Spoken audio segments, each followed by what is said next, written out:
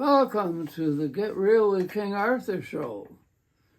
And today, the program is suggested by the Queen Victoria.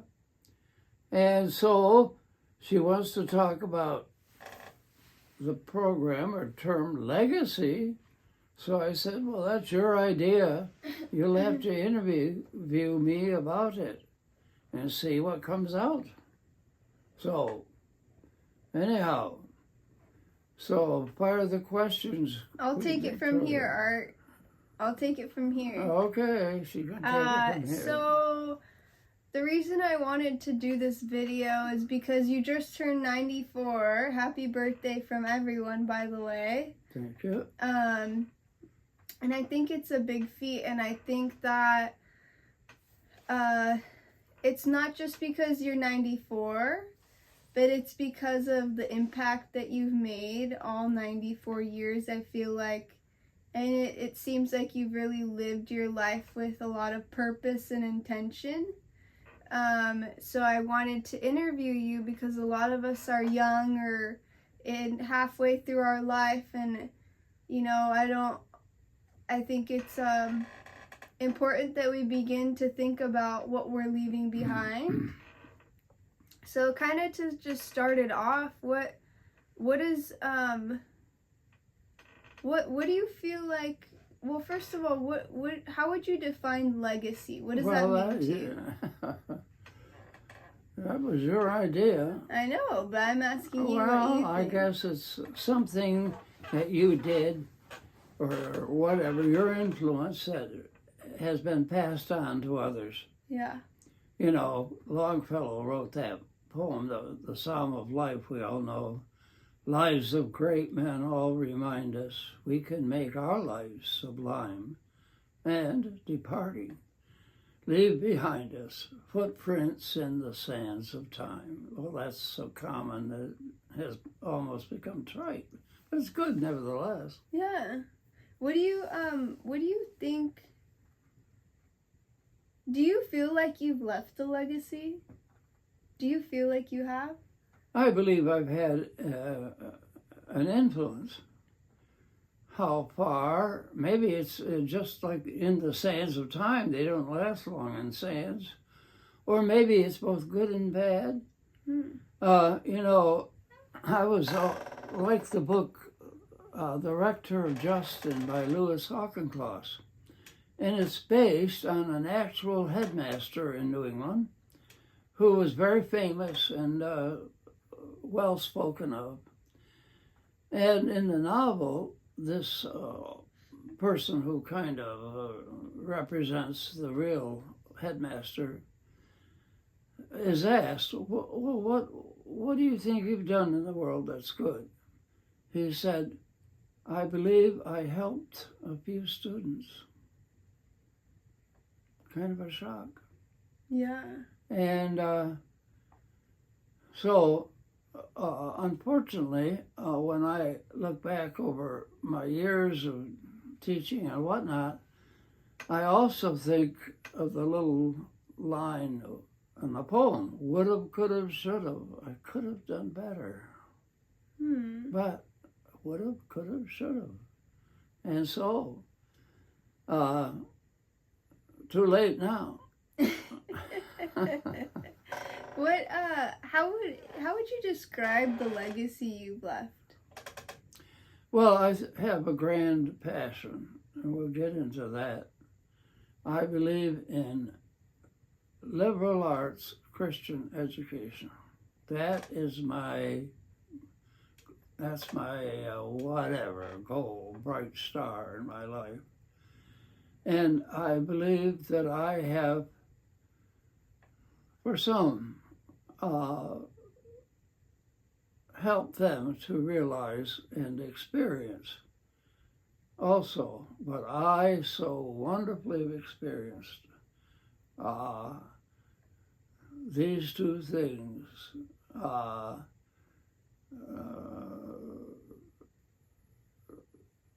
learning and vital piety together. And so I often say to students, now, I believe if you don't like literature, if you're not with the program, it's your teacher's fault. I really believe that. You have a right to good literature. And you've been cheated. What do you think of that, Victoria? That's really interesting. I like that you say that I've heard one other teacher say that if a student doesn't understand, it's not their fault, it's their teacher's fault for not teaching it in a way that the student That's can largely receive it. true. So, like, you're saying that you've mentioned one liberal arts Christian colleges has been kind of a calling of yours. Yes. And then you said, By the way, let me interrupt you. Say Yeah. it's a calling. No, I was asked on campus, so why did you teach at Christian colleges? I said, I think I was called. yeah. They kind of act as if, well, he's dreaming or something. I bet. Yeah. So you mentioned like education and you said moral, or you said something piety or something? Yes. I heard a phrase, just read, that caught my attention. It says that if an eye isn't connected with the body, it goes nowhere. So if you talk ideals and it is not connected with how you act and what you do and who you are, what is it worth? Yeah. So do you feel like that your legacy is kind of that integrity of like not just being a teacher, not just having this calling towards specific college, but it's living what you preach? God help us, but I took seriously that issue, and I haven't always done as well as I should have. And but I always mentioned and believe that they're connected. Yeah. And so it's a great challenge not only to talk but to do. Yeah. And I certainly have not put on a enthusiasm for my subject or for the teaching students. That was genuine. Yeah. That much. Yeah. What do you think? As teachers, as a teacher and also Christian, I think Christian teachers might have similar or overlapping values, like you mentioned, education and like having a moral compass and having integrity. What do you think you specifically has set you apart in the way that you've impacted people in comparison to other Christian teachers? Well, I don't know, but I don't think there's any difference. Education and truth is one. Mm-hmm. And I worry that some teachers aren't aglow with enthusiasm. I'm reading a book, don't ask me the author, I just read the book, about the director of the Great Books program at Columbia University.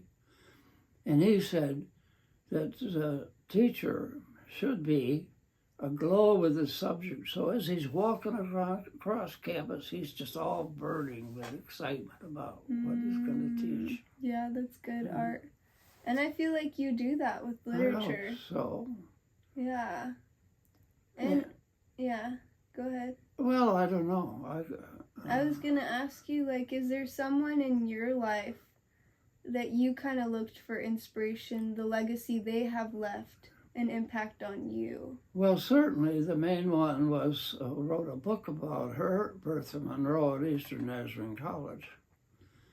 And she was a brilliant teacher, brilliant scholar, a deep Christian, a love for students.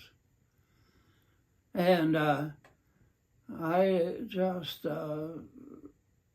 was inspired deeply by her. Maybe also Alice Spangenberg, my comp and American Lit teacher. Bertha Monroe is my world lit teacher and English novel and poetry and whatnot. And when Bertha Monroe with her steely eyes looked at you. And she had so many wise statements and whatnot, and new statements. For example, she said this one time in Chapel Talk. She said, I have talked to a number of my students who said, I wish I could believe, but I just can't. And she said, for everyone I asked, if you could believe, are you willing to follow that belief in your actions totally in your life? And she said, they all said no. I was so startled. I went to her office and said, is that true? She said, it is true. But anyway, she was filled with all those sayings. Do you think that there was something in particular, like you just mentioned that story, do you think there was ever a time where you saw her and it made you change as a person? Like, is there something that she did or the way she lived her life where it changed you or impacted you in a way that you made a different decision? One thing she said, if I write a letter of recommendation to the master's program at BU, you're going to work on your spelling. Well, I have worked on it. Oh my God. And I think she, I don't know, I think the discipline. Well, let me talk to you about someone who did influence me all my life. When I was at the prep school, teaching 18-year-old men who were going into the service academy prep schools, I had a colleague named Jack Tadgelitis. Now, I don't think he had a lot of big degrees, but he was amazing. And every time I met him, he would say, Art, what are you reading now? Art, what you're reading now? Art, what? Oh, he bugged the dickens out of me. And I vowed I would become a reader. That changed my life. Really? By the way, one of my students became a pastor in a Christian church. He was my assistant. And he said, you said you ought to read a book a day. And he said, pretty much I have done that all my life. Woo, boy. And I feel like, Art, that's just one person who has said that to you. But there have been so many people from my time of just watching and being your assistant. How many people have said, oh, Art, you said this one thing and it changed the way I lived. And I feel like that has been a continual reoccurrence, you know, of well, that. one of my students she was a calligrapher. Yeah. And years later, she said, you said this.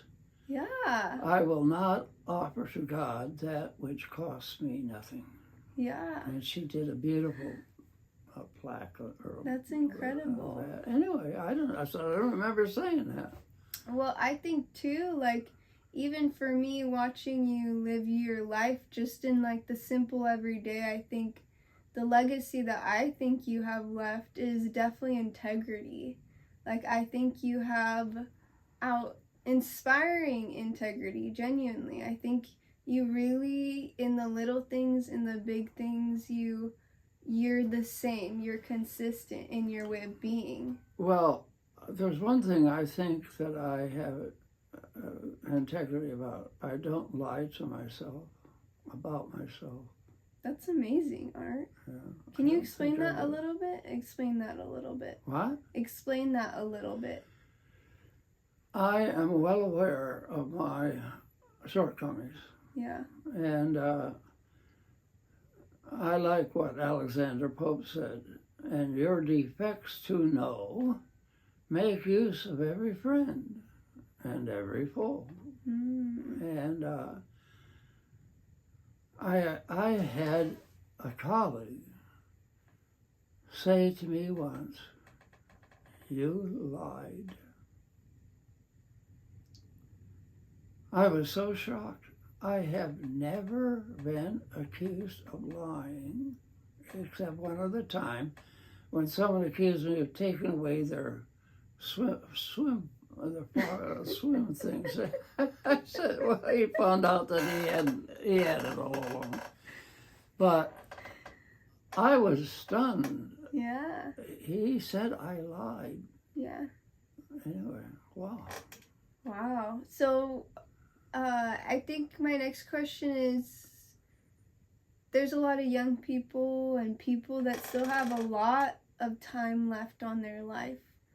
What advice do you give us? What would you say looking back, like, if we want to make a real impact in our life, if we really want to live and leave a legacy behind that is powerful, not to be remembered necessarily, but for the just satisfaction of knowing that we really did something? I think everyone should have a magnificent obsession. I love that. Some star that has captured your mind and your soul and your energies. You know, Dr. Johnson, whom I also often quote and wrote about him in my dissertation, said many wise things, but I don't know what I was going to say about him because he said so many wise things, but I don't know about having a magnificent obsession. But he certainly did for truth and whatnot. I really like that.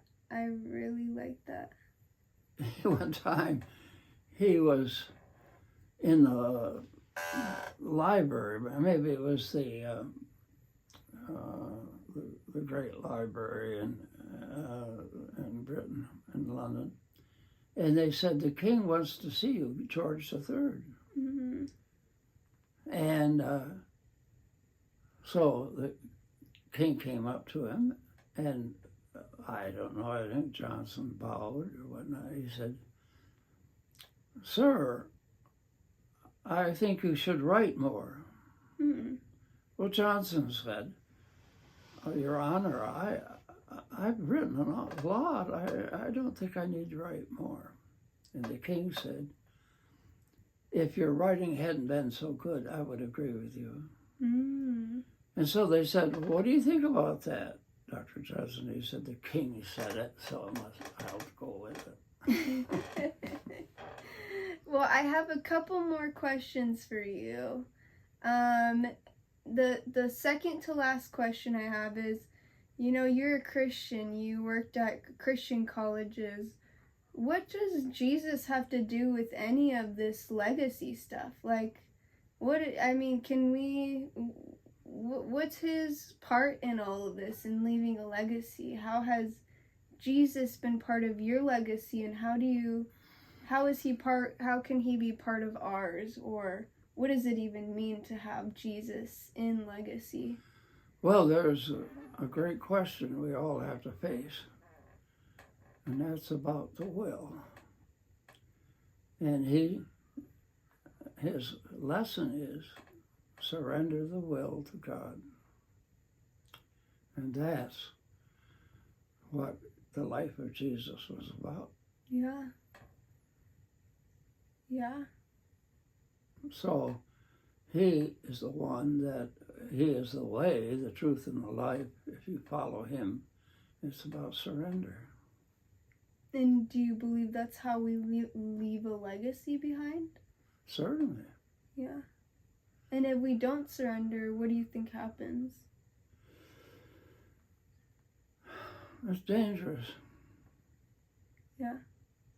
I think we have to recognize that we're weak, and thou art weak, that we are strong. We are weak, but thou art strong. Exactly. And in our weakness is his strength. So I don't know how I fear those who reject the way, what I think is the way. Yeah. Yeah, I understand that. And I'd say my final question kind of goes with that a little bit is if you had a message, you know, to leave behind to all the people you've impacted, what would be that message? Pursue the truth. What does that mean, Art? That means learn. Take seriously what you learn about as far as your own life. And do the best you can to live up to what you know is true. Mm. And forgive yourself when you don't always. And that's another thing. That's a good one, Art. Well, thank you so much. Well, I hesitate to talk about myself, but I was forced into it. Thank you for listening. Thank you. Goodbye.